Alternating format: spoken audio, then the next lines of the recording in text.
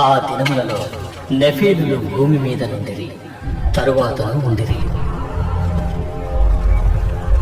దేవుని కుమారుడు నరుల కుమార్తెలతో పోయినప్పుడు వారికి పిల్లలను కనిరి.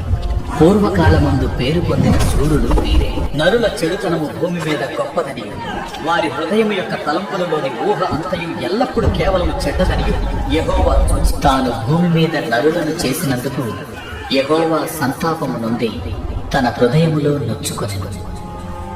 అప్పుడు యెహోవా, నేను సృజించిన నరులను, నరులతో కూడా జంతువులను, పురుగులను, ఆకాశ పక్ష్యాలను భూమి మీద నుండకుండా తుడిచివేయుడి.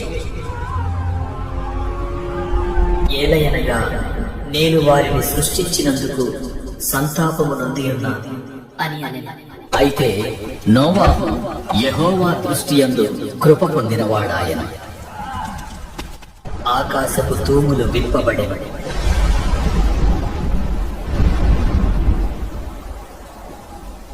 నలుబది పగళ్లను 40 రాత్రులను ప్రచండ వర్షము భూమి మీద కురిసెను.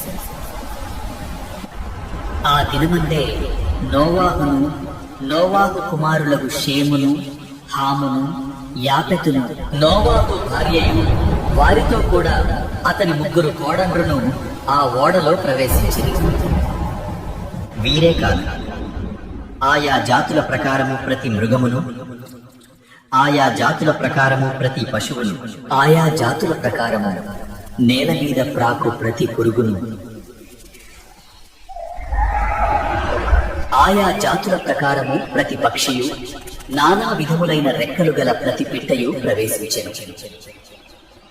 జీవాత్మ గల సమస్త శరీరులలో రెండేసి ఓడలోనున్న నోవాహు వద్ద ప్రవేశించెను.